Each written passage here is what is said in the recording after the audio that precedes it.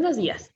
La Comisión de Derechos Humanos del Estado de Puebla y su presidente, el doctor José Félix Cerezo Vélez, les dan la más cordial bienvenida a esta videoconferencia, Ley para la Protección de Personas Defensoras de Derechos Humanos y Periodistas, su reglamento y mecanismos, la cual será impartida por el maestro Jorge Alberto Luis Valderrama de la Comisión Nacional de los Derechos Humanos.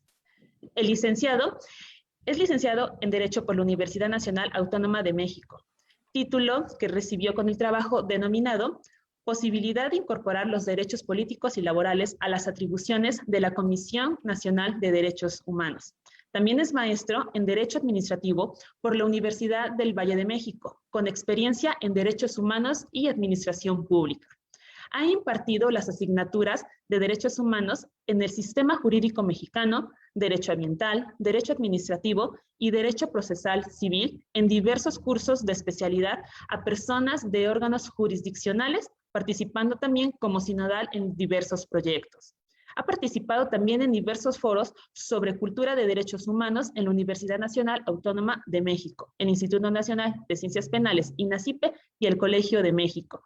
En el año 2006 ingresó a la Comisión Nacional de los Derechos Humanos como visitador adjunto en investigación de violaciones graves a los derechos fundamentales, adscrito a la Segunda Visitaduría General. Y actualmente el maestro colabora en la Secretaría Técnica del Consejo Consultivo en actividades de capacitación a servidores y servidoras públicos en los 3 órdenes y niveles de gobierno en materia de garantía de los derechos fundamentales. Maestro, es un placer que esté con nosotros. Bienvenido. Muchas gracias, Andrea, por tu presentación y muchas gracias, por supuesto, a la Comisión de Derechos Humanos del Estado de Puebla, a su presidente, a Germán, a todos los colaboradores y colaboradoras que ya tiene mucho tiempo que vamos trabajando de la mano con la Comisión de Derechos Humanos del Estado de Puebla. Y bueno, pues sean bienvenidos, bienvenidas todas las personas que nos están siguiendo a través de las redes a este ciclo de capacitación, de actualización en materia de derechos humanos, que pues precisamente en este proceso de culturización en derechos humanos, pues siempre es necesaria la actualización y la capacitación constante, no solamente para personas servidoras públicas, sino para todo integrante de la sociedad mexicana. Entonces, pues muy buen día, bienvenidos todos y todas. Vamos a comenzar este día con nuestro tema referente a la protección de personas defensoras de derechos humanos y periodistas. Y entonces para ello, pues vamos a desglosar algunos puntos que me parece que son importantes, también desde luego para la Comisión Nacional de los Derechos Humanos, que son importantes que todas y todos ustedes tengan presentes, pero más que nada que sepan identificar, porque ustedes se han dado cuenta que ha resultado bastante complejo hablar de derechos humanos en México. Y entonces vamos a tocar precisamente los porqués, la razón o razones del por qué la educación en y para los derechos humanos, pues tiene su grado de complejidad. Sin embargo, no es imposible y los organismos autónomos de defensa de los derechos humanos, pues estamos seguros que se va a lograr, que estamos en este proceso de culturización. Entonces, pues vamos a dividir esta charla en dos. A mí me parece importante que para que ustedes puedan entender qué es una violación a un derecho humano, necesitamos entender muchos conceptos como es el Estado de Derecho, por supuesto, el enfoque de derechos humanos, muchos conceptos que nos van a abrir nos van a dar claridad para entender la competencia, entonces, de los organismos públicos de defensa de derechos humanos, la competencia de los organismos jurisdiccionales protectores de derechos humanos y, como comentaba, pues tener bien claro en qué consiste una violación a un derecho humano, porque en este proceso de culturización, todas y todos ustedes se han dado cuenta que, pues, existen lamentablemente, como en todo proceso, pues, confusiones, errores, existen mentiras, existen engaños, y la materia de derechos humanos no queda exenta.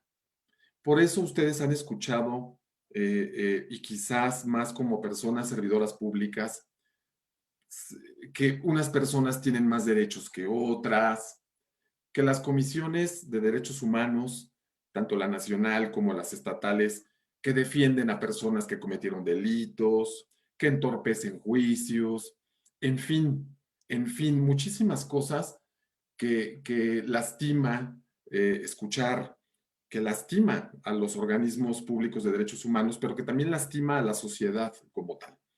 Esto hasta cierto punto es normal, porque es parte de un proceso de educación. En pocas palabras, México, podríamos decir que antes del año 2011, que fue la reforma constitucional de derechos humanos, pues yo me atrevo a decir que México no estaba acostumbrado a los derechos humanos. Me refiero como Estado, me refiero como nación. No obstante que los organismos públicos de defensa de los derechos humanos, pues existen desde la década de los 90. Entonces, vamos a tocar todos estos puntos y a mí me gustaría escucharlos. Por favor, envíen sus preguntas, sus inquietudes, todas las dudas que tengan, háganlas llegar por el medio que ustedes ya saben. A mí me van a hacer el favor de, de, de, de darme las preguntas para que podamos atender oportunamente a todas sus dudas. Pero sí es muy importante que formulen sus preguntas para que no redundemos quizá en cosas que no tiene caso, más que nada por el poco tiempo del cual disponemos. Entonces, vamos a comenzar para hablar de periodistas y personas defensoras de derechos humanos. ¿Por qué? Déjenme ver por qué no avanza la presentación. Voy a compartir de nuevo la pantalla.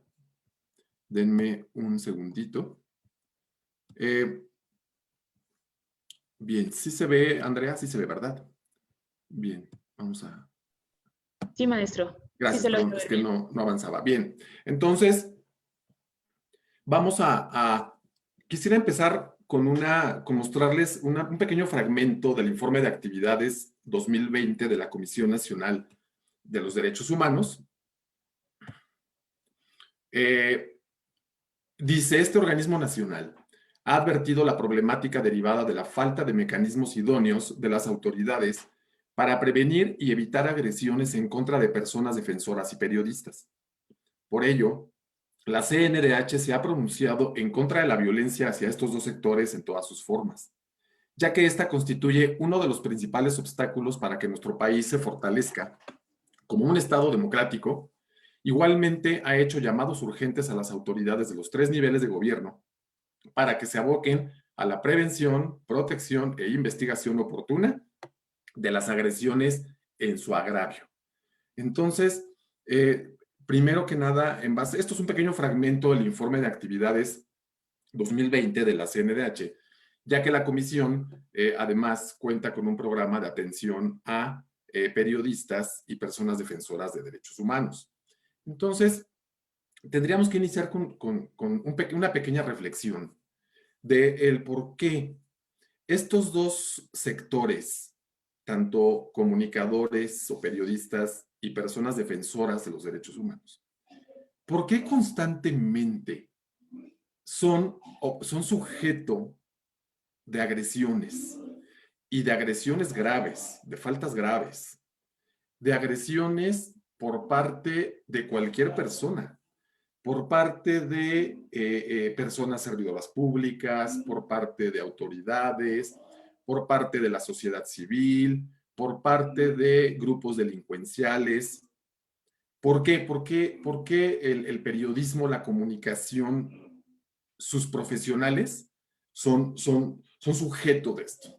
Desde luego, porque el hecho de comunicar las faltas y defender los derechos fundamentales, pues lamentablemente lastima a algunos sectores, lastima a algunas personas, y todo esto es lo que la Comisión Nacional de los Derechos Humanos y la Comisión de Derechos Humanos del Estado de Puebla, al igual que todas las comisiones, se están pronunciando constantemente a que las autoridades sean las que se aboquen a prevenir, proteger, respetar derechos humanos de estos grupos, de estos dos sectores. Bien, como les decía, vamos a echar un vistazo entonces a los tintes en general de la cultura de derechos humanos. Vamos a ver la situación de las personas defensoras de derechos humanos y los periodistas en una actualidad en México. Pero como les decía, es muy importante para que ustedes puedan entender de manera más sencilla qué es lo que está pasando, qué es una violación a un derecho humano, por parte de quién viene una violación a un derecho humano.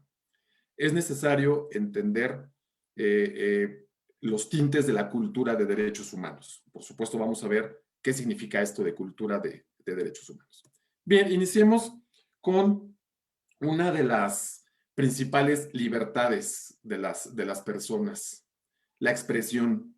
Dicen algunos autores, la expresión es la forma mediante la cual la persona exterioriza sus pensamientos en signos, palabras o gestos que tengan como propósito comunicar algo. Entonces, debemos tomar en cuenta que uno de los derechos fundamentales de las personas es la expresión, el pensamiento, la opinión. Entonces, si nos vamos a hacer un pequeño análisis de quién es la persona para tener derechos humanos, desde luego vamos a analizar el concepto moderno de derechos humanos y por qué se le denomina así. Si yo les pregunto a ustedes qué entienden por derechos humanos, seguramente me dirían muchos y muchas de ustedes, pues son los derechos. Iniciarían así, son los derechos que todas las personas tienen. Bueno, hay que tener cuidado porque precisamente en un proceso de culturización en derechos humanos, cometemos el error, me parece, de comenzar definiendo los derechos humanos como los derechos. Los derechos son derechos. Entonces, a mí en lo personal me parece que no es correcto porque nos deja a las personas que están comenzando el estudio de los derechos humanos, pues les deja muchas dudas.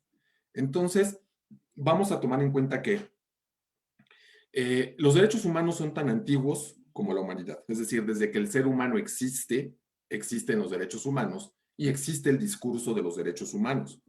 Pero en la antigüedad, incluso se hablaba de las cosas humanas y el discurso de la cosa. Todas esas cosas que la esencia humana demanda se cumplan, se ejerciten para una vida plena. Y así ha pasado incluso por Ciro el Grande, el rey de Persia, que dijo que todas las personas son iguales y que por esa razón los esclavos deben ser liberados inmediatamente. En el Código de Hammurabi se hablaba de reglas de conducta. En la religión católica, en la Biblia, los profetas hablaban del sentido moral y ético del actuar humano. Se atravesó por la Carta Magna inglesa, que le puso freno al poder del rey.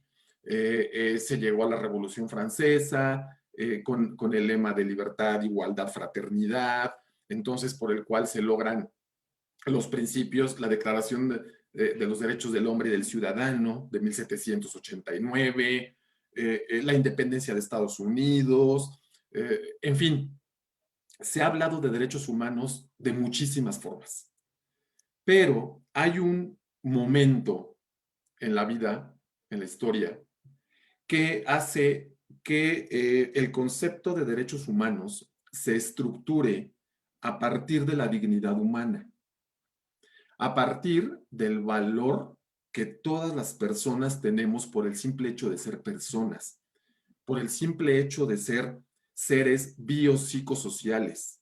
No solamente somos materiales, no solamente somos física, química, instintos, somos también colectivos, pero somos también racionales, tenemos capacidad para tomar decisiones, para hacer elecciones.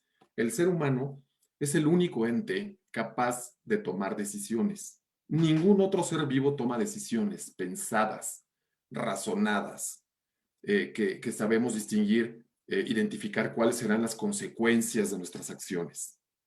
Por eso vienen, a partir de la esencia humana, vienen los conceptos de correcto, incorrecto, ética, etc.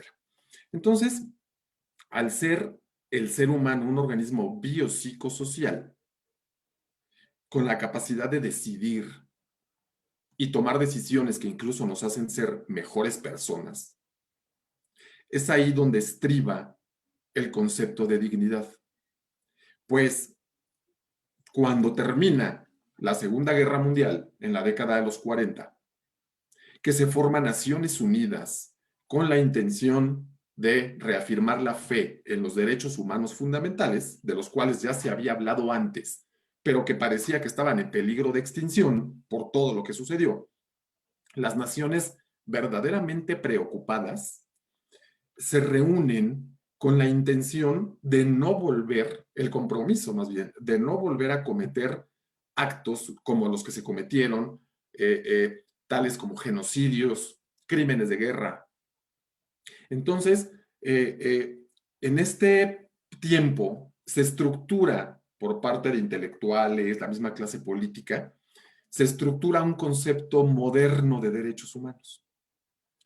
Este concepto moderno de derechos humanos, perdón, tiene una estructura a partir de la dignidad humana.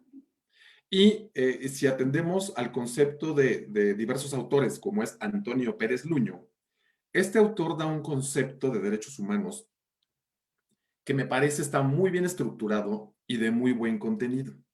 Y fíjense cómo dice Pérez Luño qué son los derechos humanos. Dice que los derechos humanos son un conjunto de facultades inherentes al ser humano que en cada momento histórico concretan las exigencias de la dignidad, libertad e igualdad humanas. Son a priori y deben positivizarse en los ordenamientos jurídicos. Un concepto muy breve, pero de mucho fondo, de muy buena estructura. Fíjense, vamos a analizarlo brevemente. Dice Pérez Luño, los derechos humanos son facultades inherentes al ser humano. Bien, esos son los derechos humanos, facultades. Recuerdan que les decía, no digan derechos son derechos. Los derechos son facultades, son posibilidades de acción, son haceres, ejecutar actos, tomo decisión y hago, o decido no hacer. Son posibilidades de acción, es una esfera de acción inherente. ¿Por qué? Porque somos seres biopsicosociales. Estamos estructurados de tal forma para ejecutar esa esfera de acción. Que en cada momento histórico, dice, concretan las exigencias de la dignidad. Muy bien. En cada momento histórico concretan las exigencias de la dignidad. ¿Qué explica Pérez Luño? Que con el tiempo los derechos humanos, esas facultades inherentes, se van reconociendo. No se inventan, los derechos no se diseñan. Cuando ustedes escuchan de que, pues ahora en la publicidad o incluso en campañas electorales, se escucha por ahí, pues ahora las personas tienen derecho a que se les presuma su inocencia. O ahora las personas tienen derecho a casarse con personas de su mismo sexo. Como si los derechos humanos se otorgaran, como si el legislador los creara, los inventara y los otorgara. Nos da el derecho a casarnos o nos da el derecho a que se presuma nuestra inocencia. No es así. El autor dice, los derechos están en ti, los derechos están en mí. Con el paso del tiempo, los derechos atraviesan por un proceso complejo de reconocimiento. Los derechos poco a poco se van reconociendo. Hagan de cuenta que vamos identificando que tenemos tales o cuales derechos. Y a través de procesos complejos se van reconociendo. ¿Pero por qué son procesos complejos de reconocimiento? Porque el ser humano es complejo. El ser humano es difícil. Acuérdense que somos biopsicosociales. Incluso, fíjense, dicen especialistas, el ser humano, naturalmente, hablando naturalmente, el ser humano siente deseos de apropiación, siente deseos de poder. Y en esos deseos, el ser humano es capaz de afectar, es capaz de agredir, es capaz de lesionar a otras personas. Y quizá después reflexionar, recapacitar. Pero naturalmente el ser humano es capaz de llegar a eso. Por eso es preciso que todos los seres humanos nos eduquemos en derechos humanos. Y vamos a entender el porqué de la ley, el porqué de las normas. Entonces, a través de procesos complejos se van reconociendo los derechos humanos. ¿Por qué procesos complejos? Porque unos van a estar a favor, otros van a estar en contra, unos van a querer, otros no van a querer. ¿Y quién tiene la razón? La razón debe estar a favor de la dignidad, no a favor de caprichos, no a favor de gustos, sino a favor de la dignidad humana. De tal forma que las personas, entonces, en una educación en derechos humanos, podemos identificar que tenemos algo que se denomina derechos, facultades que debemos ejercer para una vida plena, pero que deben estar limitados.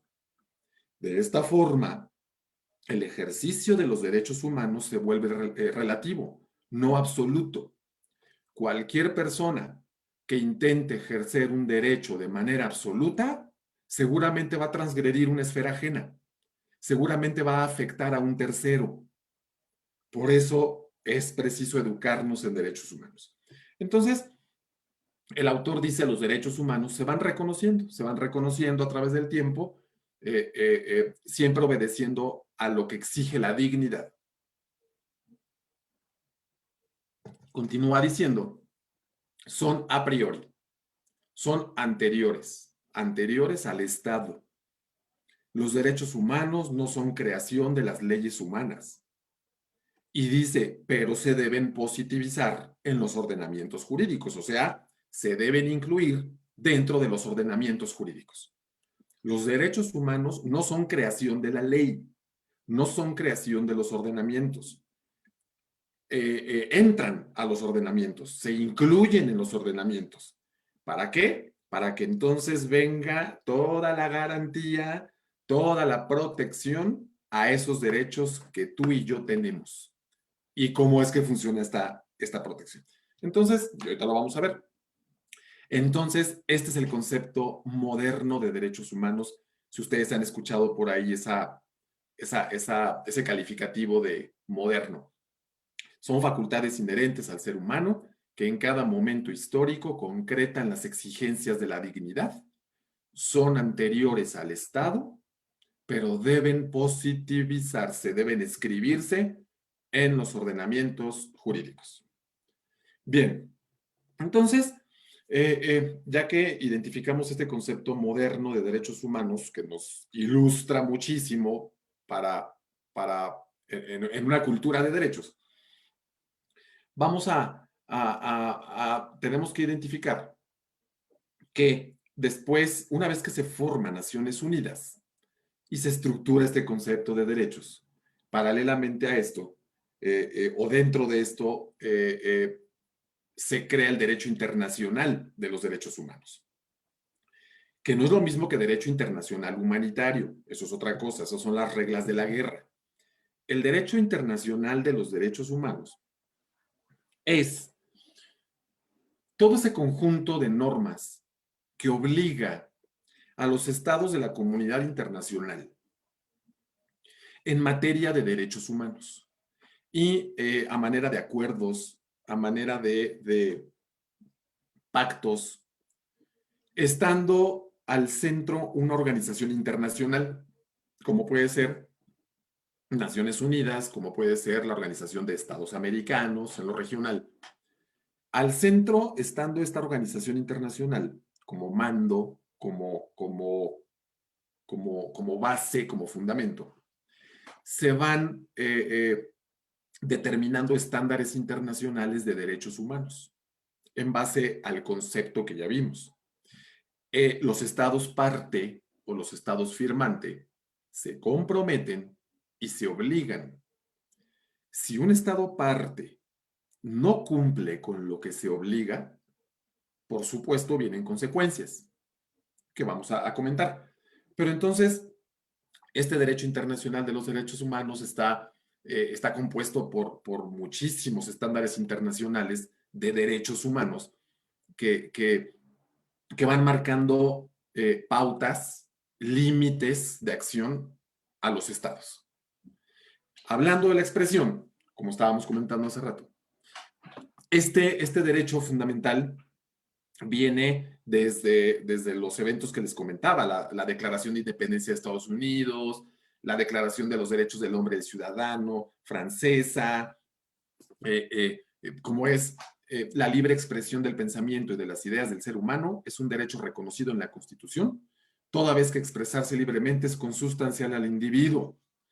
Por ejemplo, un justo respeto hacia la opinión de los hombres exige que la expresen. Esto es una de las partes fundamentales de la Declaración de Independencia de Estados Unidos. El contenido de la libertad de expresión puede consistir en reflexiones o comentarios sobre ideas generales o referirse a comentarios acerca de noticias relacionadas con acontecimientos concretos. La libertad de expresión tiene por objeto pensamientos, ideas, opiniones, creencias. Es decir, naturalmente el ser humano está estructurado para decir, para opinar lo que siente, lo que piensa, para hacer incluso un juicio de valor, pero vamos a hablar de la expresión desde la perspectiva de derechos humanos. Fíjense. Primero, dijimos que la expresión es un derecho fundamental, natural, pero desde la perspectiva de derechos humanos, o sea, en una cultura de derechos humanos, tenemos que ver cuáles son los límites del derecho de expresión. Primero, debemos considerar el objetivo que persigue una referencia. O sea, debemos tomar en cuenta hacia qué va encaminada una opinión, un comentario, un juicio de valor. Debe tener sustento, ya que de lo contrario se lesionarán derechos. Bien, para que quede más claro, cuando hablamos de la expresión desde la perspectiva de derechos humanos, estamos hablando de que en una cultura de derechos humanos, como comentaba, todos los derechos son relativos, no son absolutos. ¿Qué quiere decir? Y no se vayan a confundir. Que cualquier persona que intente ejercer un derecho de manera absoluta, seguramente va a invadir una esfera ajena, va a transgredir derechos ajenos. Entonces, la expresión, como cualquier otro derecho, tiene sus límites. Pero, ¿cuáles son esos límites y quién los pone? En una cultura de derechos humanos, los límites al ejercicio de un derecho solamente pueden estar previstos por una ley y debe tener un motivo idóneo. Ese límite establecido del ejercicio de un derecho debe tener un porqué, debe ser idónea su limitación. Pero debemos identificar que los límites para el ejercicio de los derechos solamente los puede establecer un ordenamiento jurídico, no una voluntad personal. La prohibición de ejercer un derecho no puede venir de la voluntad de alguien. Debe tener un fundamento legal y debe ser idónea esa limitación. A eso nos referimos con la expresión desde la perspectiva de derechos humanos, como que debemos considerar el objetivo que persigue una referencia y también que la misma debe tener sustento, ya que de lo contrario se lesionarán derechos. Vamos a ver cómo queda la expresión dentro de los estándares internacionales. Desde luego, en la Declaración Universal de Derechos Humanos, en el artículo 19, queda como que todo individuo tiene derecho a la libertad de opinión y de expresión. Este derecho incluye el de no ser molestado a causa de sus opiniones, el de investigar y recibir informaciones y opiniones, y el de difundirlas sin limitación de fronteras por cualquier medio de expresión. La Declaración Universal de Derechos Humanos de 1948, que es el primer documento que surge en un contexto de efervescencia social y mundial, y que se enumeran 30 derechos fundamentales de las personas. La Declaración Universal, fíjense que no sirvió de mucho. ¿Qué quiero decir? Es una declaración, no tiene fuerza de ley. Tiene muchísimo peso moral y muchísimo fundamento ético, pero al no tener fuerza de ley, pues las cosas no cambiaron. Era eso, es eso, una declaración. Por ejemplo, esto, ¿no? Todo individuo tiene derecho a la libertad de opinión y nadie puede ser molestado a causa de sus opiniones. ¿Okay? Y sí, entonces, pues las cosas no cambiaban. Repito, tiene un gran peso moral, pero las cosas no cambiaban. Entonces empezaron a celebrarse otro tipo de estándares internacionales, un poco más consistentes y con mecanismos de control para que hubiera consecuencias para el caso de que en un estado firmante no se cumpliera lo que se estaba aceptando. Entonces, de esta forma, pues nace el Pacto Internacional de Derechos Civiles y Políticos, el Pacto Internacional de Derechos Económicos, Sociales y Culturales, que van creando esos mecanismos de control. En el Pacto Internacional de Derechos Civiles y Políticos de Naciones Unidas, de la década de los 60, igualmente, en su artículo 19, señala, nadie podrá ser molestado a causa de sus opiniones. Toda persona tiene derecho a la libertad de expresión. Este derecho comprende la libertad de buscar, recibir y difundir informaciones e ideas de toda índole, sin consideración de fronteras, ya sea oralmente, por escrito o en forma impresa o artística, o por cualquier otro procedimiento de su elección. El ejercicio del derecho previsto en el párrafo 2 de este artículo entraña deberes y responsabilidades especiales. Por consiguiente, puede estar sujeto a ciertas restricciones que deberán, sin embargo, estar expresamente fijadas por la ley y ser necesarias para asegurar el respeto a los derechos o a la reputación de los demás y la protección de la seguridad nacional, el orden público o la salud o la moral públicas. Fíjense cómo el Pacto Internacional de Derechos Civiles y Políticos retoma de lo señalado en la Declaración Universal, pero además ya es más consistente en cuanto a los derechos humanos o las libertades con esta perspectiva de derechos humanos, al decir que el ejercicio de este derecho entraña deberes y responsabilidades especiales, precisamente para evitar afectar derechos de terceros, incluso reputación. Y también para no afectar la seguridad nacional, el orden público o la moral públicas. La Convención Americana sobre Derechos Humanos, de los 60 también, conocido como Pacto de San José, en su artículo 13 refiere que toda persona tiene derecho a la libertad de pensamiento y de expresión. Este derecho comprende la libertad de buscar, recibir y difundir informaciones e ideas de toda índole, sin consideración de fronteras, ya sea oralmente, por escrito, o en forma impresa o artística, o por cualquier otro procedimiento de su elección. No se puede restringir el derecho de expresión por vías o medios indirectos, tales como el abuso de controles oficiales o particulares, de papel para periódicos, de frecuencias radioeléctricas o de enseres y aparatos usados en la difusión de información o por cualesquiera otros medios encaminados a impedir la comunicación y la circulación de ideas y opiniones.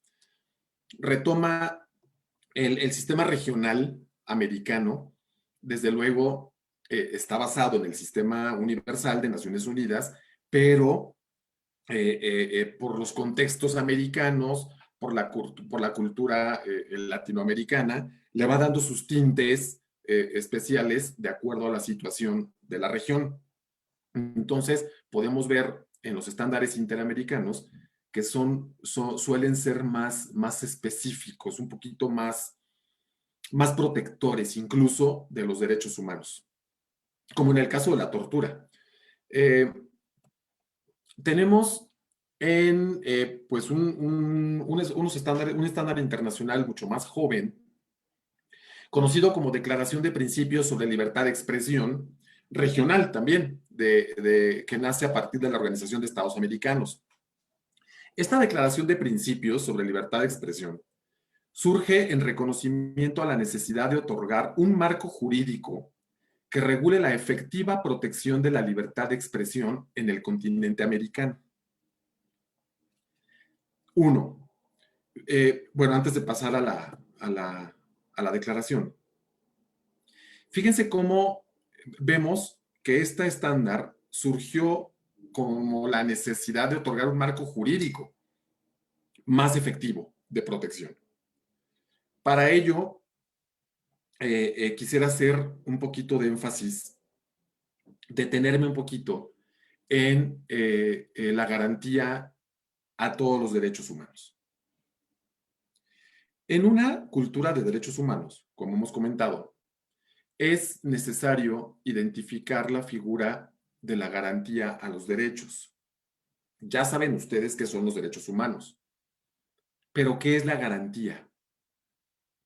¿Qué entienden ustedes por garantía a los derechos? Es muy sencillo y no lo debemos confundir. Garantías y derechos no son lo mismo.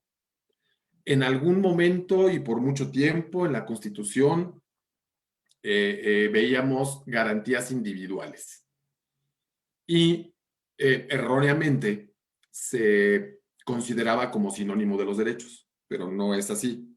Por eso vinieron tantos cambios en el año 2011.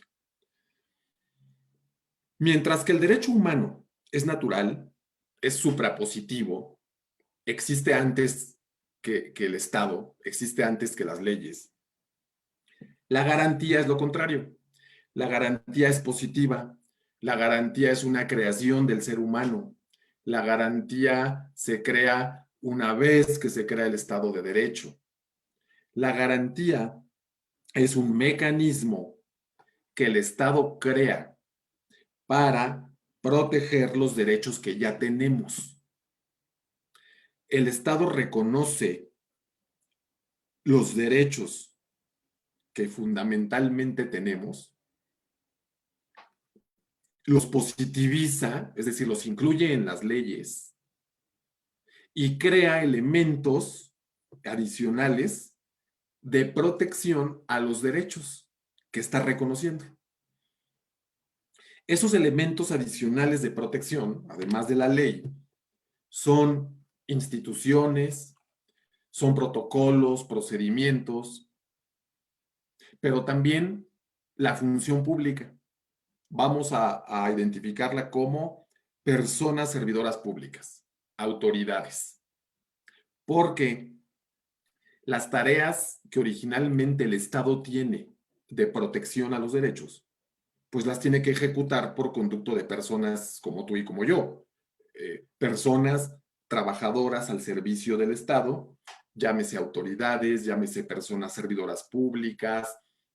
Estas personas se vuelven garantes de los derechos. Se vuelven un elemento muy importante en la garantía de los derechos. Entonces, estas personas servidoras públicas, al ser garantes de los derechos humanos, necesitan profesionalismo, actuar con legalidad, con objetividad, con honradez, con imparcialidad. Necesitan seguir códigos éticos, en consecuencia códigos de conducta. Se van a crear leyes de responsabilidades administrativas de personas servidoras públicas. Se van a crear órganos sancionadores. Desde luego se van a crear sanciones. Y todo esto en ley, no por voluntad de alguien, en ley. Entonces, ¿qué sucede cuando por parte del Estado, cuando proveniente de una autoridad o de una persona servidora pública, por sus actos o por sus omisiones, es decir, por hacer más de lo que la ley le permite, por quedarse corto, por no seguir protocolos, por no seguir procedimientos, con esos actos u omisiones, si además resulta un derecho humano lesionado, vamos a estar entonces frente a una violación a un derecho humano. Por eso, en estricto sentido, quienes violan derechos humanos son autoridades y o personas servidoras públicas en funciones. No quiere decir que no tengan derechos humanos. Todos y todas tenemos derechos humanos, pero el rol que ocupa la persona servidora pública o autoridad, el lugar que está ocupando, las funciones, facultades, obligaciones que tiene, hacen que, al ser garante de los derechos humanos, si sucede algo que acabo de comentar por un acto u omisión y resulta vulnerado un derecho humano, estamos entonces frente a una violación a un derecho humano. Pero, ¿qué sucede con las personas? Siempre se preguntan, ¿los particulares no violan derechos humanos? ¿Los grupos delincuenciales no violan derechos humanos? Sucede esto.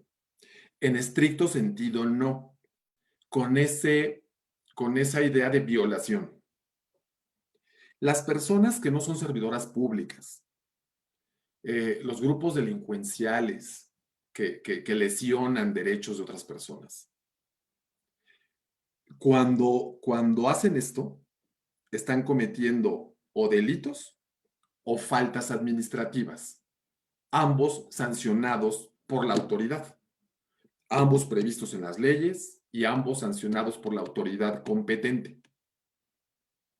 Por eso, todos los delitos lesionan derechos humanos. ¿Quién va a resolver que se reparen los daños ocasionados por un delito? ¿Quién va a dar la sanción correspondiente, fundada, motivada por la comisión de un delito? La autoridad competente, la autoridad jurisdiccional, un juez, una juez. Por eso es importante que las autoridades jurisdiccionales, en sus resoluciones, en sus sentencias, se pronuncien con perspectiva de género, se pronuncien de manera imparcial. Entonces, esto es lo que sucede entre violaciones a derechos humanos y qué no son violaciones a derechos humanos. Entonces, esto es muy importante que lo identifiquen, porque es, me parece, la parte donde normalmente la sociedad se atora. Y yo incluso lo he llegado a escuchar. Es que resulta que nosotros, servidores públicos, no tenemos derechos humanos porque nosotros somos los que los violamos. No es cierto, no es así. Todas y todos tenemos derechos humanos, pero tú como persona servidora pública, tú debes tener mucho cuidado al desempeñar tu trabajo. Tú debes seguir puntualmente tu normatividad, tus procedimientos, tus protocolos, no obedecer órdenes ilegales, porque si se hace esto, si no cumplimos con con los protocolos, normatividad, reglamentos, va a haber violaciones a derechos humanos y te vas a meter en problemas. En resumen, hay que hacer las cosas como las debemos hacer. Hay que hacer las cosas bien, fundando, motivando, todo por escrito, en orden los documentos impresos que tenga, en orden mis documentos digitales y siempre tratando con respeto a las personas usuarias. Siempre. De esta manera no va a haber violaciones a derechos humanos. Y las quejas nunca se van a acabar. Las personas siempre van a venir quejas. Las personas tenemos derecho a quejarnos. Entonces, que no te espante que una persona diga que se va a quejar de ti o que te va a denunciar si tú hiciste las cosas bien. No va a pasar nada. Preocúpate, yo creo, si te dicen que te van a denunciar, pero sabes que hiciste las cosas mal o de manera indebida. Bueno, entonces es muy importante que todas y todos ustedes entiendan, identifiquen más bien cuándo es que hay una violación a un derecho humano. Pero sus preguntas nos van a ayudar mucho en un rato. Entonces, la Declaración de Principios sobre Libertad de Expresión surge, decíamos, como necesidad de que se otorgue un marco jurídico que regule efectivamente la libertad de expresión en el continente americano. Quedando de esta manera. La libertad de expresión, en todas sus formas y manifestaciones, es un derecho fundamental e inalienable, inherente a todas las personas. Es además un requisito indispensable para la existencia misma de una sociedad democrática. La censura previa, interferencia, opresión directa o indirecta sobre cualquier expresión, opinión o información difundida a través de cualquier medio de comunicación oral, escrito, artístico, visual o electrónico, debe estar prohibida por la ley. La actividad periodística debe regirse por conductas éticas, las cuales en ningún caso pueden ser impuestas por los estados. Todo comunicador social tiene derecho a la reserva de sus fuentes de información, apuntes y archivos personales y profesionales. El asesinato, secuestro, intimidación, amenaza a los comunicadores sociales, así como la destrucción material de los medios de comunicación, viola los derechos fundamentales de las personas y coarta severamente la libertad de expresión. Es deber de los estados prevenir e investigar estos hechos, sancionar a sus autores y asegurar a las víctimas una reparación adecuada. Las leyes de privacidad no deben inhibir ni restringir la investigación y difusión de información de interés público. La protección a la reputación debe estar garantizada solo a través de sanciones civiles, en los casos en que la persona ofendida sea un funcionario público o persona pública o particular que se haya involucrado voluntariamente en asuntos de interés público. Además, en estos casos, debe probarse que en la difusión de las noticias el comunicador tuvo intención de infligir daño o pleno conocimiento de que se estaba difundiendo noticia falsa, o se condujo con manifiesta negligencia en la búsqueda de la verdad o falsedad de las mismas, o sea, los medios que usó para llegar a encontrar la verdad o la nota, si incurrió en ilícitos, deberá ser sancionado. Entonces, pero nos está diciendo, fíjense, el artículo 10 de la declaración, que la protección a la reputación de las personas debe estar garantizada por las leyes civiles.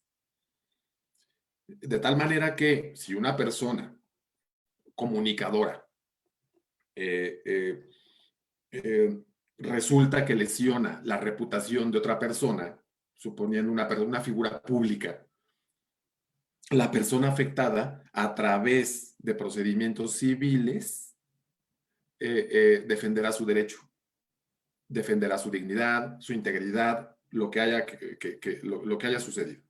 Entonces, la autoridad civil deberá sancionar de la forma correspondiente. Bien, de los estándares internacionales, entonces, tenemos que pasarnos al marco jurídico nacional. Por supuesto, tenemos que empezar por nuestra Constitución Política de los Estados Unidos Mexicanos. La expresión en la Constitución Política está regulada en el artículo 6º, diciendo que la manifestación de las ideas no será objeto de ninguna inquisición judicial o administrativa, sino en el caso de que ataque la moral, la vida privada o los derechos de terceros, provoque algún delito o perturbe el orden público. El derecho a la réplica será ejercido en los términos dispuestos por la ley. El derecho a la información será garantizado por el Estado. Toda persona tiene derecho al libre acceso a información plural y oportuna, así como a buscar, recibir y difundir información e ideas de toda índole por cualquier medio de expresión.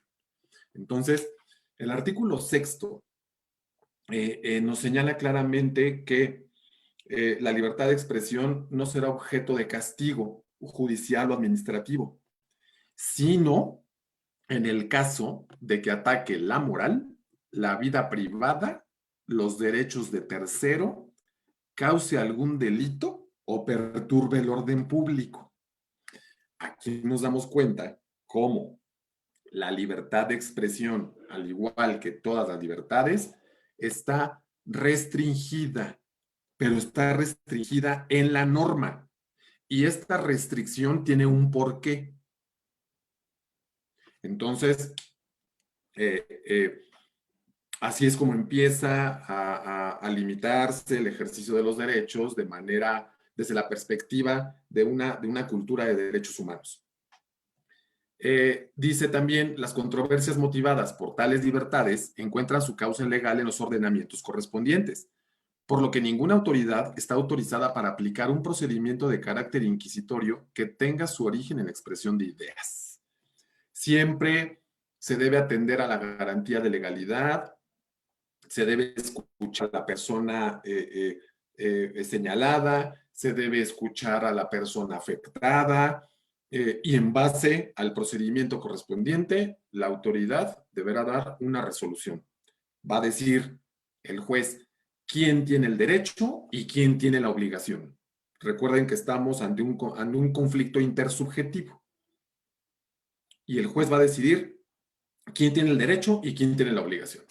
Siempre de manera fundada en la ley. Y entonces nos está diciendo el artículo 6º y los estándares internacionales que es solamente cuando se dañe la reputación, cuando existe daño moral, entonces esta situación va a encontrar su cauce en las leyes civiles, en las autoridades jurisdiccionales civiles. Dice entonces el Código Civil Federal que por daño moral se entiende la afectación que una persona sufre en sus sentimientos, afectos, creencia, decoro, honor, reputación, vida privada, configuración y aspectos físicos, o bien en la consideración que de sí misma tienen los demás. Se presumirá que hubo daño moral cuando se vulnere o menoscabe ilegítimamente la libertad o la integridad física o psíquica de las personas. Y para ello, pues se tienen que allegar los jueces de todas las evidencias necesarias para determinar que hubo daño moral. En algún momento, pues era muy difícil acreditar el daño moral y para ello, pues tenía que haber existido un daño físico. Entonces, si no había daño físico, pues en automático no había daño moral. Pero ahora no es así. Ahora no es así. Ahora existen muchas pruebas idóneas que sustentándose o fundándose el juez en la dignidad de las personas, resulta más sencillo acreditar o probar que hubo daño moral. Se tiene que atender al proyecto de vida de la persona, cuál es afectada, por supuesto, cuál es el modus vivendi de la persona afectada, en fin, etcétera, a qué se dedica la persona, cuál es su fuente de ingresos, y en base a todos estos aspectos se puede determinar que hubo daño moral.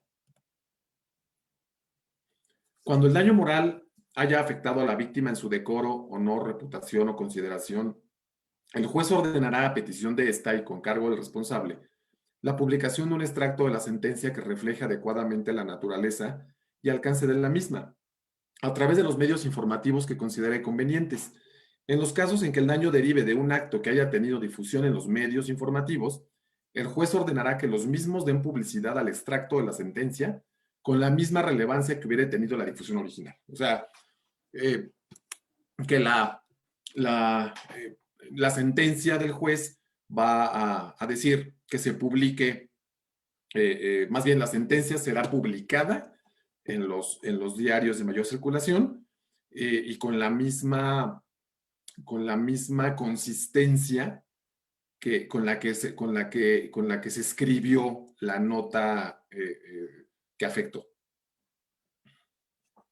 Estarán sujetos a la reparación del daño moral, de acuerdo a lo establecido por este ordenamiento, y por lo tanto las conductas descritas se consideran como hechos ilícitos al que ofenda el honor, ataque la vida privada o la imagen propia de una persona.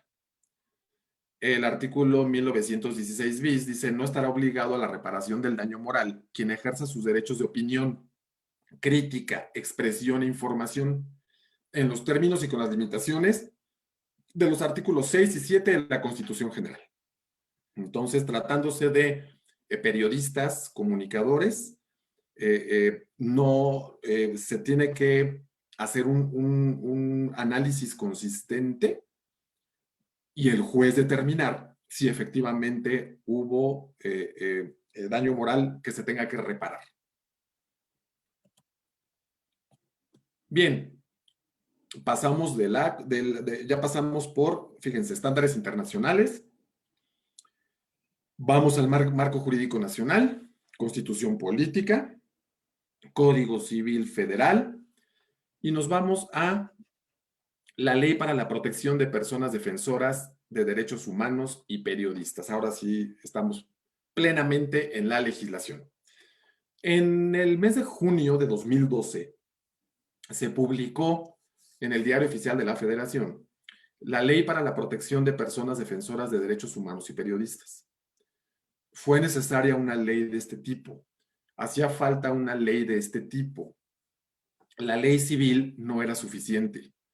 El Código Penal no era suficiente tampoco. No había un marco jurídico realmente efectivo, protector de personas defensoras de derechos humanos y de periodistas. Fue coyuntural. Se propone esta ley en un contexto de agresiones terribles a periodistas y a personas defensoras.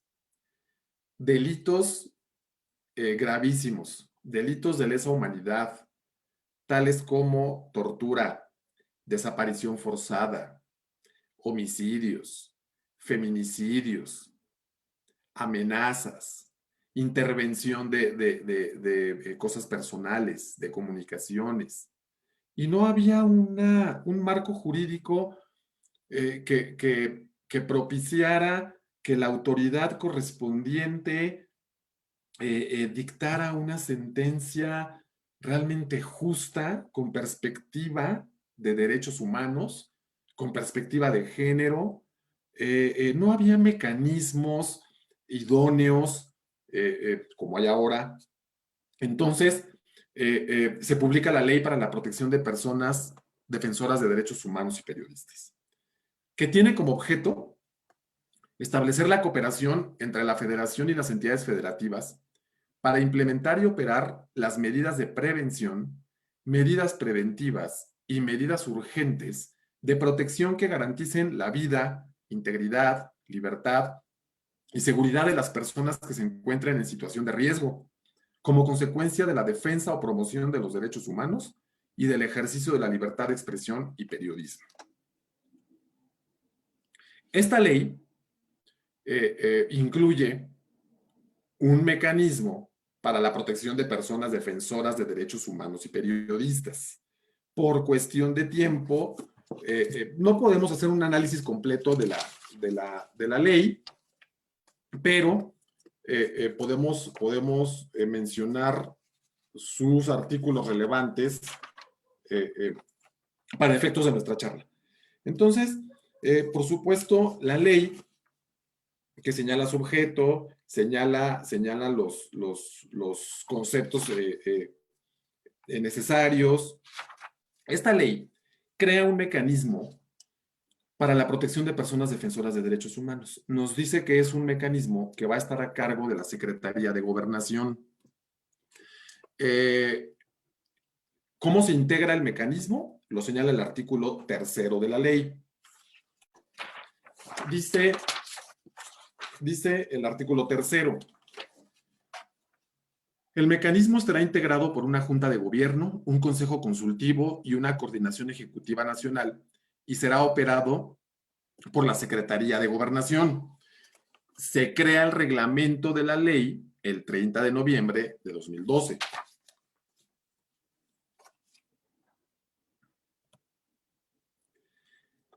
El artículo 53, vámonos por cuestión de tiempo, a el procedimiento del mecanismo.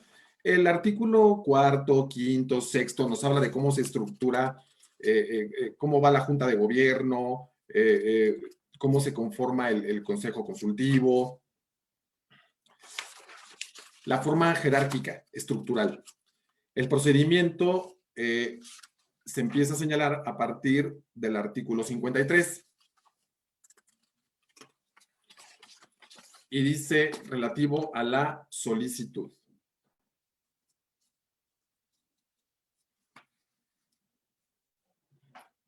Del reglamento, acuérdense. La solicitud podrá ser presentada por escrito, verbalmente, por teléfono o a través de cualquier otro medio de comunicación electrónica y deberá cumplir con los siguientes requisitos. 1. Datos de identificación del peticionario o beneficiario. 2. Descripción de los hechos que conforman la agresión y el lugar en donde estos ocurren. En caso de solicitar medidas urgentes, deberá expresar las razones por las que considere necesarias dichas medidas.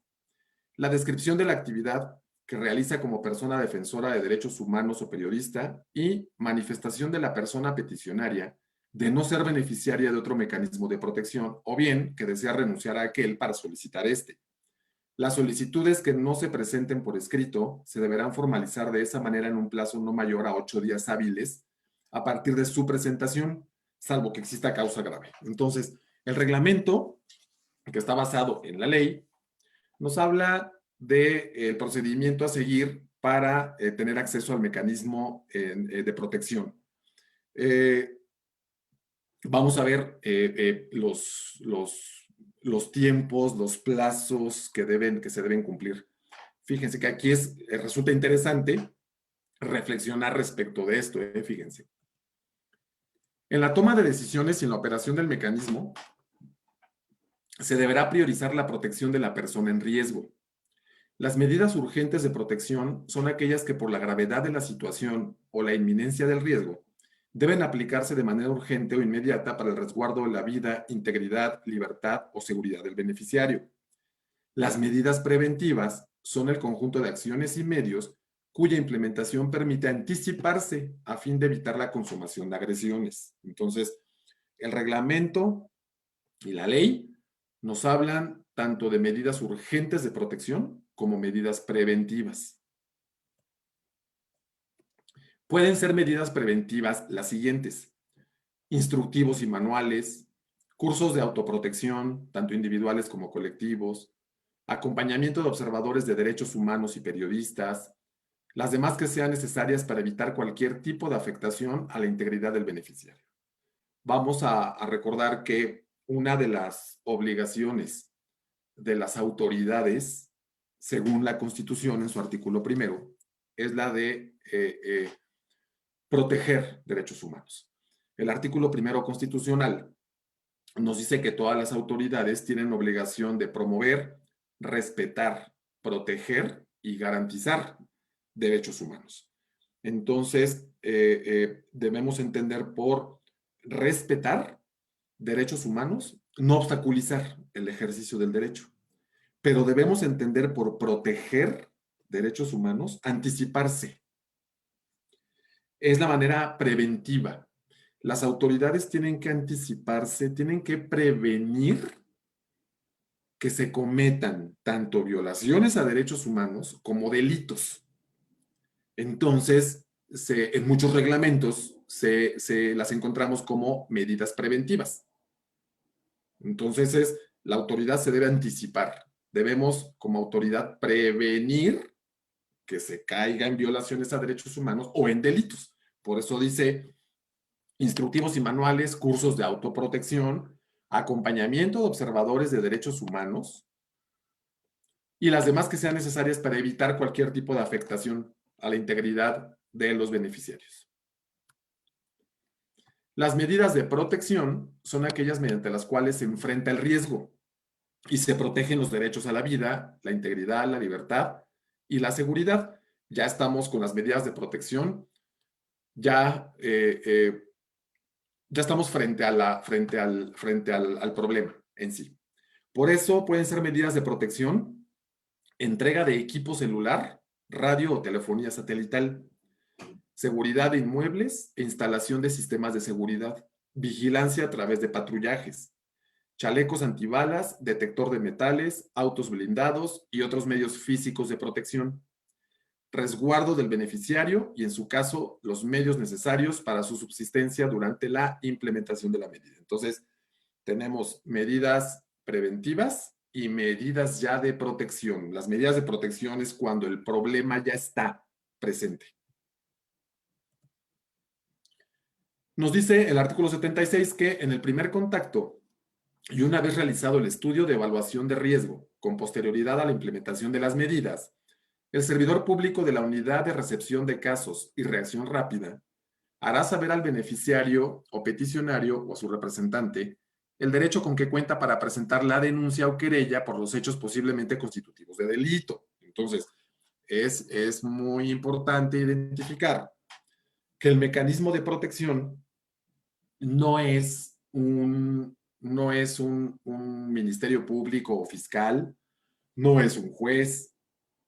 Por eso el reglamento señala claramente que se le tiene que hacer saber a la persona beneficiaria que tiene el derecho de interponer las denuncias o querellas correspondientes ante las autoridades competentes.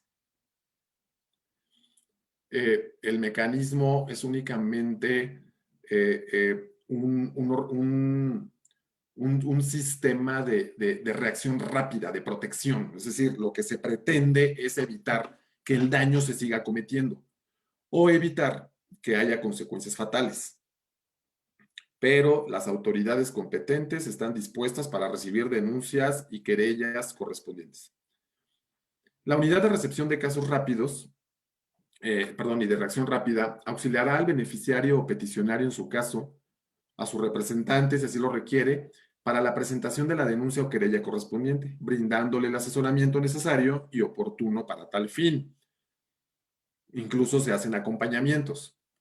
La unidad de recepción de casos determinará en su evaluación preliminar si el beneficiario o peticionario o las personas previstas por el artículo 24 de la ley se encuentran en situación de riesgo inminente.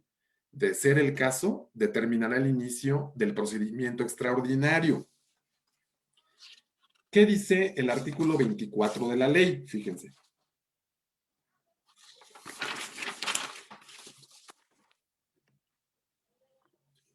Las agresiones se configurarán cuando por acción u omisión en aquiescencia o en aquiescencia por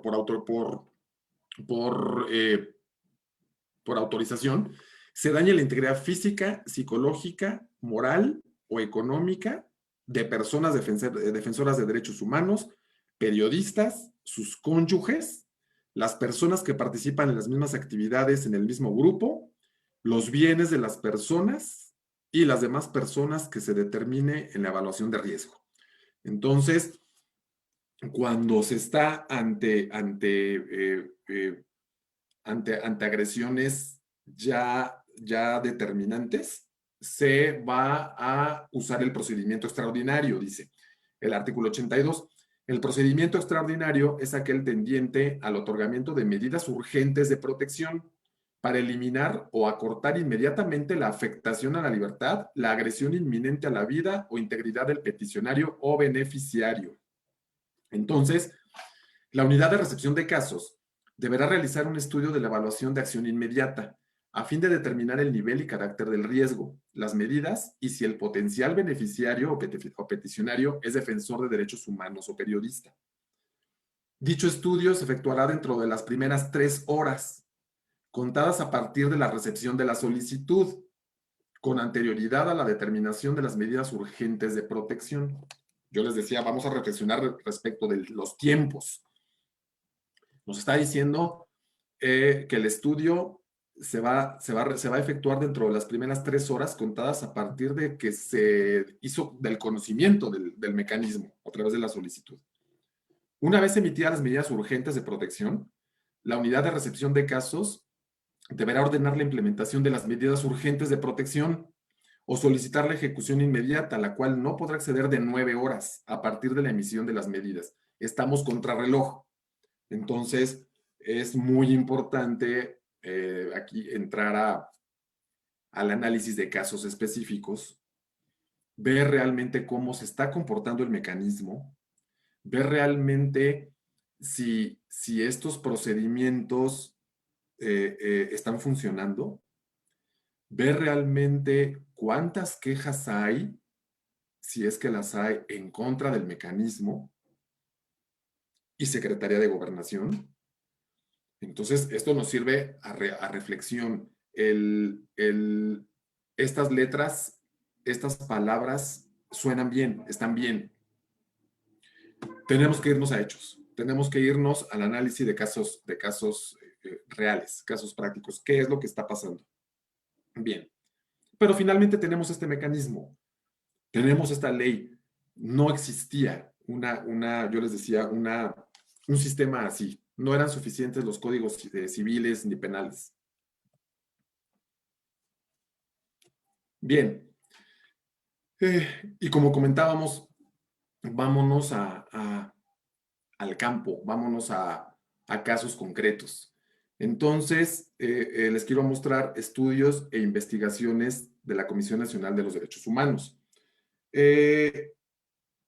Antes de mostrarles estas recomendaciones generales, sí me gustaría hacer un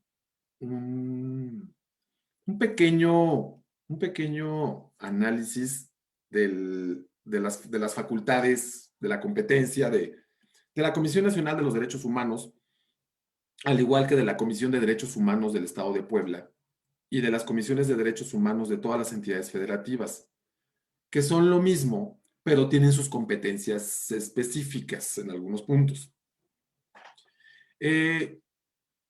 Las comisiones de derechos humanos, que surgen constitucionalmente en la década de los 90, surgen como un sistema ombudsman de protección de los derechos humanos. ¿Qué es todo esto? En pocas palabras, el sistema ombudsman, es decir, Comisión Nacional de los Derechos Humanos, comisiones estatales de derechos humanos, surge este sistema en Europa por ahí de 1800. Los tribunales ya existían, los jueces ya existían, el sistema jurisdiccional. Pero al rey sueco, por ahí de 1809, se da cuenta que existen inconformidades, que existen controversias entre ciudadanos y autoridades, que son sencillas, me refiero de fácil arreglo, y que iban a los tribunales estos asuntos. Bueno, el rey se da cuenta que existen controversias sencillas, que no es necesario que vayan a los tribunales por lo complejo del procedimiento jurisdiccional. Entonces crea un cuerpo, un organismo colegiado de personas que fungen como mediadores entre el ciudadano afectado y la autoridad responsable. Funcionan como un mediador, como un conciliador. Este sistema ombudsman fue exitoso y se regó a todo el mundo. se fue a todo el mundo. En México y Latinoamérica, pues fue llegando poco a poco. Incluso México fue de los últimos países latinoamericanos en establecer un ombudsman como tal, en la década de los 90. Entonces, en la Constitución queda este sistema establecido en el artículo 102, apartado B, es su fundamento, diciendo que el Congreso de la Unión y las legislaturas de los estados van a crear leyes que formen organismos de protección de los derechos humanos que ampara el orden jurídico mexicano. Que estos organismos van a tener, serán autónomos y van a formular recomendaciones públicas no vinculatorias a través de un procedimiento establecido en la ley correspondiente y que las autoridades recomendadas tienen la obligación de contestar la recomendación, en la que van a decir si la aceptan o no. Y que si no la aceptan, se seguirá un procedimiento que ahorita podemos comentar. Pero, ¿qué es a qué se resume este sistema? Y cuál es su diferencia con el sistema de protección jurisdiccional de los derechos humanos. El sistema de protección jurisdiccional dicta sentencias, dicta laudos obligatorios y vincula al juez o al funcionario que está dictando la resolución con la persona sentenciada, con el sujeto sentenciado, y lo obliga. Las recomendaciones de las comisiones de derechos humanos no obligan a nadie, es decir, las comisiones de derechos humanos no sancionan a nadie. Existen los organismos sancionadores, las autoridades sancionadoras como tal. Las comisiones de derechos humanos no sancionan absolutamente a nadie. No tienen facultad para eso. Estos organismos le dicen a la autoridad recomendada que inicie los procedimientos correspondientes a fin de que las personas involucradas se les inicie un procedimiento administrativo, se les inicie una carpeta de investigación, a fin de que las autoridades sancionadoras hagan lo suyo. Pero hagan de cuenta, las comisiones de derechos humanos le dicen, tienen tanto facultad para denunciar ante las autoridades sancionadoras competentes, o tienen la facultad para decirle a la autoridad recomendada, iníciale un procedimiento administrativo a esta persona, colabora con esta comisión en la denuncia que se hará ante la fiscalía correspondiente, en fin. Entonces, pero sí es importante identificar que las comisiones de derechos humanos no sancionan a nadie. Sus resoluciones son no vinculatorias. Imagínense que las comisiones de derechos humanos conocen las garantías, conocen las leyes, todas, conocen las instituciones, conocen los procedimientos, conocen los protocolos, conocen los códigos de conducta y de ética de las personas servidoras públicas, saben cómo deben desempeñarse las personas servidoras públicas. En fin, las comisiones, este sistema ombudsman conoce las garantías, todas. Pues lo que hace es velar porque en México las garantías funcionen correctamente, que las garantías funcionen adecuadamente. Y para el caso de que no sea así, le dice a la autoridad, aquí hubo un error, tenemos que arreglarlo. Y viene una recomendación. Entonces, pues en general, pero me gustaría escuchar sus preguntas, quiero escuchar sus preguntas. Pero en general, así funciona el sistema ombudsman. Bueno, para el caso de la Comisión Nacional de los Derechos Humanos, en la administración de por ahí de 2005, 2006, aproximadamente, se crean las recomendaciones generales. Las recomendaciones generales, a diferencia de las recomendaciones específicas o particulares que van para cada caso en específico, las recomendaciones generales son una exhortación que se hace a las autoridades involucradas por determinados hechos violatorios eh, eh, eh, a través de quejas que se presentan en un determinado lapso de tiempo, por ejemplo. Es decir, vamos a suponer que la Comisión Nacional de los Derechos Humanos recibió de enero a diciembre de 2019, recibió 2,000 quejas en contra de la Fiscalía General de la República. Los quejosos son periodistas y su queja, su motivo de inconformidad es que en la Fiscalía les están exigiendo que revele su fuente de información. Entonces, la comisión estudia cada caso en específico, pero además de que estudió cada caso en específico, tiene motivo para emitir una recomendación general. Una recomendación general que puede ir dirigida a la Fiscalía General de la República y a las Fiscalías Generales de los Estados por el hecho violatorio o los hechos violatorios tales. ¿Sí? Entonces, pues resulta que la Comisión Nacional ha emitido un buen número de recomendaciones generales en materia de periodistas y personas defensoras de derechos humanos. Y se las muestro aquí. Tenemos entonces, a manera de estudios e investigaciones de la Comisión Nacional de los Derechos Humanos, en el año 2004 se emitió la Recomendación General número 7. Esta Recomendación General número 7 versa sobre violaciones a la libertad de expresión y agresiones a periodistas, comunicadores y personas defensoras de derechos humanos. ¿Cuáles son los motivos de inconformidad que detectó la Comisión Nacional en esas tantas quejas?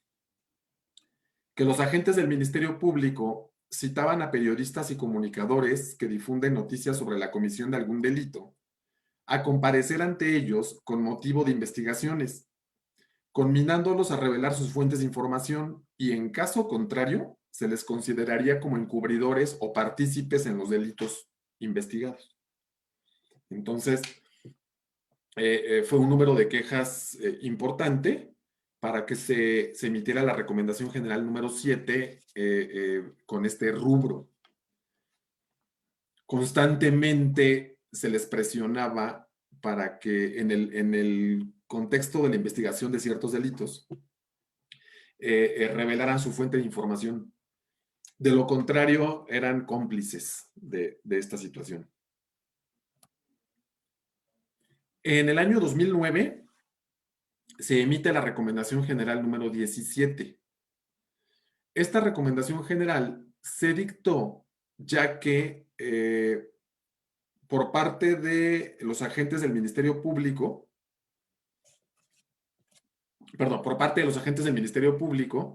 se detectó que existía falta de preparación para utilizar los métodos científicos en la dirección de las investigaciones preliminares. Y por parte de los policías ministeriales, la falta de conocimiento y pretensión de que los periodistas proporcionen información reservada. Y entonces venían torturas y tratos crueles. En el año 2013 se dicta la Recomendación General número 20. Esta versa sobre homicidios y desapariciones de periodistas. Las cosas se fueron agravando. El dato exacto del número de quejas no se los puedo dar en el momento, pero si ustedes gustan, y por cuestión de tiempo, tenemos el tiempo muy reducido, pero si ustedes gustan, en la página web de la Comisión Nacional de los Derechos Humanos, en la parte de arriba, dice recomendaciones. Si tú le das clic en recomendaciones y luego le das clic en recomendaciones generales, te aparecen todas las recomendaciones generales desde los inicios de la Comisión Nacional hasta hoy día. Entonces, toma nota, yo les voy a dar de todas formas, les voy a compartir esta presentación, pero vayan tomando nota de estas recomendaciones generales para que ustedes con más tiempo, con más calma, puedan leer, puedan conocer cada una de estas recomendaciones generales y viene la cantidad de quejas que se presentaron en este sentido en determinado lapso de tiempo. Y van a tener ya el dato mucho más consistente. Entonces, en el año 2016, en el año 2016, la recomendación general 24 sobre el aumento de la violencia y ataques a periodistas, homicidios, desapariciones y atentados a los medios de comunicación. En el año 2016 se emitió la recomendación general número 25 sobre personas defensoras de derechos humanos. ¿Qué sucedía según las quejas presentadas? Violaciones del domicilio, correspondencia y comunicaciones. Se hacían campañas de desprestigio e inicio de acciones penales en su contra. Agresiones, robos, amenazas y hostigamiento. Ejecuciones extrajudiciales y desaparición forzada. Y actividades de inteligencia en su contra también. Esto fue el motivo para dictar a las autoridades correspondientes la recomendación general número 25, que, insisto, principalmente va a Fiscalía General de la República, fiscalías de los estados, gobiernos de los estados. Bien, entonces estas son nuestras recomendaciones generales. Haciendo un repaso, la 25, la 24, la 20, 17 y 7. Para que, si gustan, las consulten. De todas formas, yo les voy a compartir esta presentación. Bien. Y por último, pues la Comisión Nacional, yo les comentaba en un principio, cuenta con el programa de agravio a periodistas y defensores civiles de derechos humanos. Este programa justo lo que busca es atender de cerca todos los casos en los que algún trabajador de los medios de comunicación o integrante de alguna organización no gubernamental dedicada a la defensa de los derechos humanos resulta agraviado por alguna autoridad mientras desempeña sus respectivas actividades. Establecer vínculos estrechos e iniciar la labor de un frente común en la defensa de los derechos humanos. Tramitar quejas proporcionando atención personalizada a miembros de los medios de comunicación y organizaciones civiles de derechos humanos. Dar continuidad a la integración de quejas en ambos grupos, procurando que las autoridades asuman mayor sensibilidad respecto a las actividades realizadas por los periodistas y la necesidad de la labor de los defensores civiles de derechos humanos. Y brindar atención permanente a los casos que podrían constituir violaciones a los derechos humanos de los comunicadores y defensores civiles que denuncian públicamente algún tipo de acción que pretenda obstaculizar su labor. Entonces, lo que hace el programa es atender más de cerca todos los casos que le lleguen respecto de periodistas y defensores civiles de derechos humanos. Sirve el programa como un orientador, como un asesor, precisamente para que las personas afectadas hagan uso del mecanismo correspondiente que acabamos de ver, presenten las denuncias correspondientes ante las autoridades correspondientes. Ya las fiscalías generales tienen, a su vez, fiscalías especializadas en atención de determinados delitos. Se les da continuidad a todos estos asuntos. Se tramitan las quejas. Ya más en forma, las quejas que entran ante la Comisión Nacional en contra de autoridades en cada caso. Entonces, pues el programa de agravio a periodistas está integrado por personal capacitado, está integrado por abogados, abogadas, está integrado por psicólogos, psicólogas, por personal calificado, por personal especializado en cada disciplina que da la atención correspondiente a estos sectores vulnerados. Bien, eh, pues con esto termino. Me gustaría escuchar sus preguntas, alguna duda. Recuerden que pues lamentablemente no tenemos el tiempo que nosotros quisiéramos para abordar estos asuntos, pero lo importante es que ustedes están constantemente eh, capacitándose, actualizándose a través de esta modalidad en la nueva normalidad que espero nos podamos ver personalmente ya pronto. Muy bien, Andrea, no sé si hay preguntas, ¿me ayudas? Y maestra, mire, tenemos, bueno, varios comentarios felicitándolo por su excelente ponencia.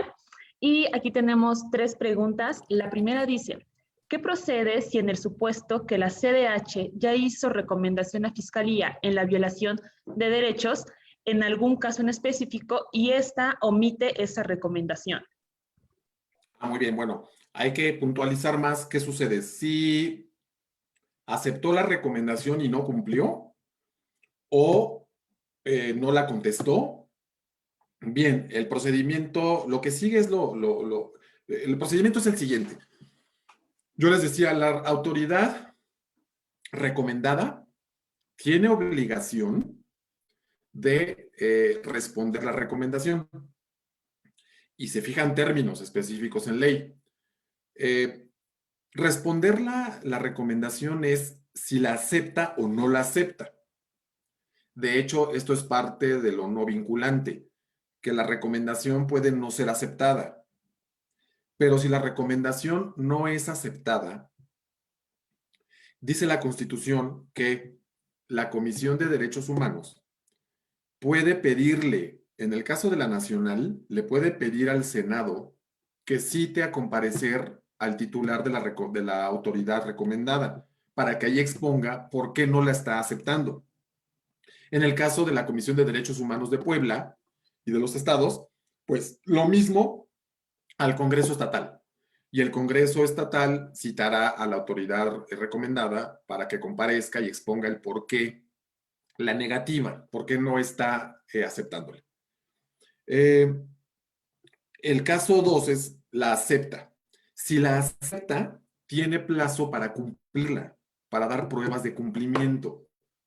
Entonces, si no la cumple, la Comisión de Derechos Humanos, tanto la nacional como las estatales, están facultadas para dar vista a la autoridad correspondiente para que analice qué procede contra el titular de la autoridad recomendada. Es decir, en el caso de la Comisión Nacional, la Comisión Nacional le puede pedir a la Secretaría de la Función Pública, le da vista a la función pública para que analice y en su caso le inicie un procedimiento al titular de la autoridad recomendada. Lo mismo para los estados. Pero entonces las comisiones le dan vista a la autoridad correspondiente para que se inicie procedimiento por responsabilidad. Así es. Muchas gracias, maestro. No sé Tenemos, si contesté. Bueno, vemos. ok, perfecto. Tenemos otra Gracias. pregunta. Dice, a partir de la implementación del mecanismo de protección a periodistas, ¿ha habido alguna disminución o incremento en los casos registrados de agresión a periodistas y defensores de derechos humanos? Lamentablemente, las agresiones no cesan. Las agresiones a periodistas y defensores de derechos humanos no han cesado. Es decir, por un lado, cuando ha intervenido el mecanismo, sí se ha logrado evitar que el daño sea mayor. pero no quiere decir que las agresiones terminen. No han cesado, lamentablemente, no han cesado las agresiones a periodistas y a personas defensoras de derechos humanos. De una o de otra forma, las agresiones han estado. Entonces, yo les decía que era momento para reflexionar respecto de qué es lo que está pasando. Entonces, tenemos que echar un vistazo a si el mecanismo es suficiente o hacen falta diversos protocolos o incluso hace falta personal, pero también muy importante identificar que es cuestión de educación en derechos humanos, cultura en derechos humanos. No solamente es trabajo del mecanismo. Esto es una obligación de Estado, es una obligación de autoridades. Se tiene que reforzar la seguridad ciudadana, antigua seguridad pública. Se tiene que eficientar los sistemas de vigilancia, el C5, todas estas cuestiones. Es un todo, o sea, no es nada más por parte del mecanismo. Es analizar obligaciones al Estado y obligaciones a autoridades y ver qué está pasando. Insisto, o sea, no nada más es el mecanismo, es un todo. Las agresiones continúan, pero recuerden que estamos en ese proceso. Finalmente, la ley para protección de periodistas y el mecanismo son muy jóvenes, tienen muy poco tiempo y están en constante evolución y mejora. Entonces, tenemos que identificar más bien la falla donde está. Pero recuerden ustedes que es atender a obligaciones de Estado y obligaciones de autoridades en general. Gracias, maestro. Sí. Tenemos otras dos preguntas y una dice, se entiende que los periodistas y personas defensoras de los derechos humanos tienen derechos como todos y hay leyes que regulan eso, pero ¿qué pasa con el periodismo amarillista cuando publican imágenes, comentarios y hasta video que atentan contra la dignidad e integridad de esas personas? ¿Existe alguna sanción para ellos o hay alguna ley que regule todas esas publicaciones? Claro que sí, de hecho lo comentamos al principio cuando dijimos el ejercicio de todos los derechos se vuelve relativo, no absoluto. Que les comenté, cualquier persona que desee ejercer un derecho de manera absoluta, seguramente va a terminar lesionando derechos ajenos. Entonces, lo comentamos, todas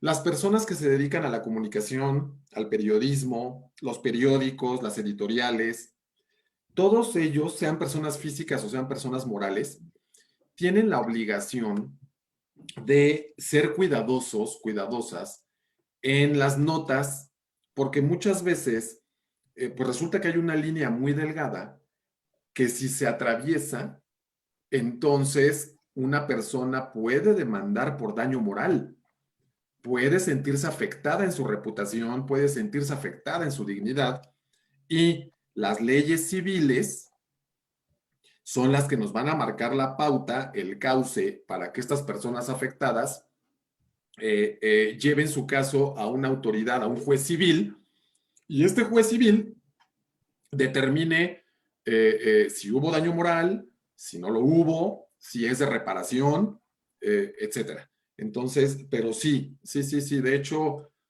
pues hoy día, ustedes recuerden que lamentablemente la tecnología se le adelanta a la ley. Entonces, hoy día con tantos dispositivos nuevos, con las redes sociales, hay que ser muy cuidadosas con las notas, opiniones, videos, fotos que publicamos, porque no está mal. Es decir, muchas veces las personas se quejan porque alguien las está grabando o porque alguien le toma una foto. Por seguridad, sí, la persona se preocupa, vamos, pero pero no pasa nada si alguien me toma una foto o un video, sino que lo importante y lo delicado es el destino que se le da a ese material. Ese es el punto, el destino. ¿Para qué uso la foto? ¿Para qué uso el video? Por eso se creó hace algunos años la Policía Cibernética, que se supone que cuenta con la inteligencia y la infraestructura para dar con de qué dispositivo salió la nota, salió el material, etcétera. Pero por supuesto que todas las personas físicas o personas morales, editoriales, periódicos, etcétera, sí pueden ser sujetos de investigación para el caso que se dañe la dignidad o la reputación de alguna persona. Y las leyes están claras, existe el derecho de réplica, en fin, todo está dispuesto, pero sí podría suceder. Sí. Perfecto. Muchas gracias, maestro. Y bueno, tenemos una última pregunta que dice así, bueno, lo felicitan, muchas gracias por la excelente ponencia. Quisiera preguntar, ¿qué tipo de medidas cautelares puede solicitar la CNDH a las autoridades para proteger a los defensores de derechos humanos y periodistas? ¿Y hasta por cuánto tiempo se puede extender estas medidas? Bueno, las medidas cautelares que puede solicitar, que eso hay que tenerlo claro, la Comisión Nacional, las comisiones no implementan medidas cautelares, ellas las piden.